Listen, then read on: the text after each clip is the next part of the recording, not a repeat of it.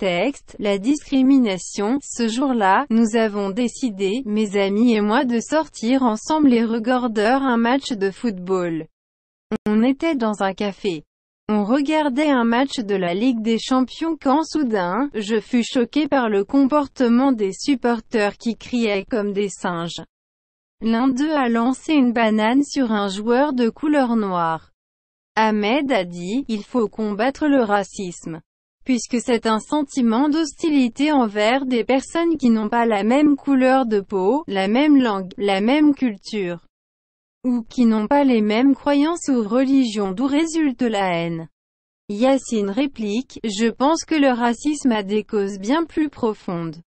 D'abord, c'est de nature humaine d'avoir peur de la différence, couleur de peau. Ensuite, l'ignorance et la méchanceté éternelle de l'homme envers les autres qui ont d'autres religions, langues par exemple. Enfin, le raciste a le sentiment de supériorité, la croyance profonde et totale d'appartenir à une race supérieure. Je trouve ça stupide car Dieu nous a créés égaux, tous les hommes sont nés égaux. C'est de notre devoir de combattre le racisme sous toutes ses formes. D'une part, il faut apprendre que le respect et la solidarité sont des principes fondamentaux dans la vie en société. Ils sont un devoir social, une obligation réciproque d'aide et d'assistance qui existe entre les personnes. D'autre part, il faut accepter la différence vu qu'elle fait notre force. Ai-je répondu. On était d'accord et on affirmait que la diversité unifie une patrie afin d'être forte, c'est pourquoi il faut l'accepter et combattre ce genre de comportement.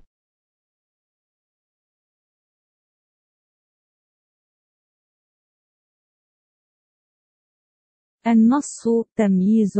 في ذلك اليوم، قررت أنا وأصدقائي الخروج عن وإجراء مباراة لكرة القدم.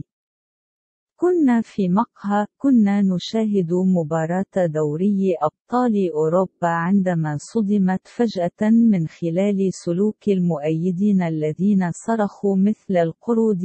ألقى أحدهم موزة على لاعب أسود. قال أحمد: يجب محاربة العنصرية، لأنها شعور بالعداء تجاه الأشخاص الذين ليس لديهم نفس لون البشرة أو اللغة أو الثقافة أو من ليست نفس المعتقدات أو الأديان التي ينتج عنها الكراهية. رد ياسين: أعتقد أن العنصرية لها أسباب أعمق بكثير.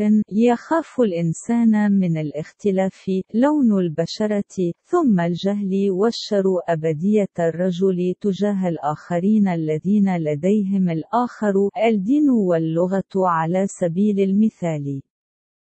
أخيراً، عنصري لديه شعور بالتفوق، والإيمان العميق والكامل بالانتماء إلى جنس متفوق. أنا أجده غبياً لأن الله جعلنا متساوين، يولد جميع الرجال على قدم المساواة. ومن واجبنا مكافحة العنصرية بجميع أشكالها. الأشكال.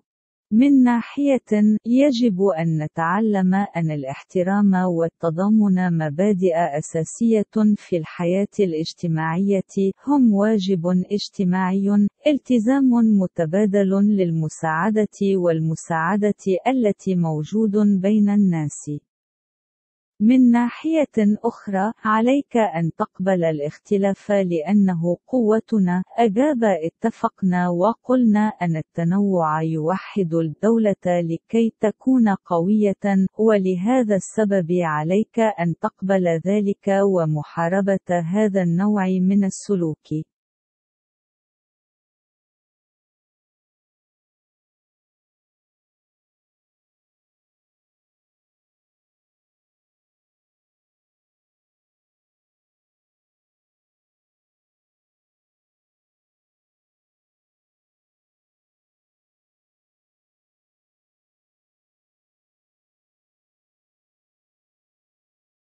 Compréhension de l'écrit. Le thème du texte est « Le racisme, la violence dans les stades, la société » entoure la bonne réponse. Complète le tableau suivant. La thèse 2 arguments 2 exemples 3 Où se passe la scène 4 Répond par vrai ou faux. A. Le racisme est un comportement pacifique.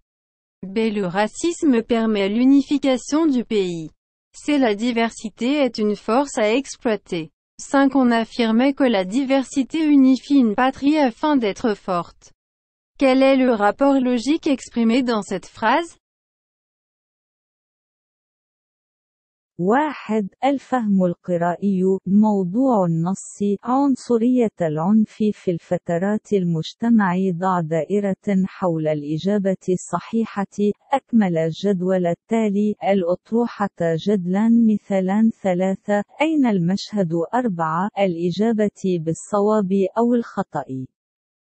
ألف العنصرية سلوك سلمي. باء العنصرية تسمح بتوحيد الوطن. جيم التنوع قوة يجب استغلالها. 5 قيل أن التنوع يوحد الدولة من أجل أن تكون قوية.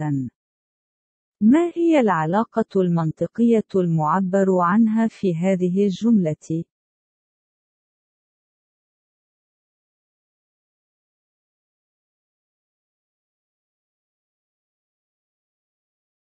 6 Complète le tableau suivant par les expressions suivantes, le respect, sentiment de supériorité, solidarité, ignorance, l'acceptation de la différence, couleur de la POU. Cause-solution 7 Relève du texte. À l'antonyme, le contraire, du mot, amour. B. Un mot de la même famille que racisme. 8 Il faut combattre le racisme. Puisque c'est un sentiment d'hostilité, le mot souligné veut dire entente. B. Fraternité CN. Encadre la bonne réponse. 9 À qui ou à quoi renvoient les pronoms soulignés dans le texte? Je. 10 Réécrit la phrase suivante en remplaçant le pronom on par nous. On criait comme des singes. On affirmait que la diversité unifie une patrie. Situation d'intégration. Et hier, à l'école, un dialogue s'est déroulé entre Amine et toi au sujet de la solidarité. Rédige quelques répliques de ce dialogue. Amine dit, la solidarité est une valeur qui développe notre société.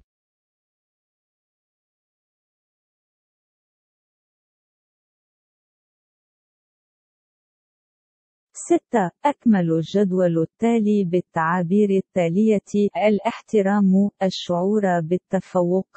التضامن. الجهل. قبول الاختلاف. لون بو. أسباب الحلول. 7 النص ذو الصلة. ألف التضاد عكس للكلمة. الحب. باء كلمة من نفس العائلة مثل العنصرية. 8 علينا محاربة العنصرية لأنها شعور بالعداء. تعني الكلمة التي تحتها خط.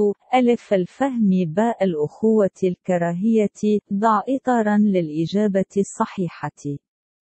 9 من أو ماذا تشير الضمائر التي تحتها خط في النص لهم؟ الأول. 10 أعد كتابة جملة التالية مع استبدال ضمير on بكلمة we. كنا نصرخ مثل القرود. قيل أن التنوع يوحد الدولة. حالة التكامل. يوم أمس في المدرسة جرى حوار بينك وبين أمين حول التضامن. اكتب بعض النسخ المتماثلة لهذا الحوار. يقول أمين: التضامن هو قيمة تطور مجتمعنا.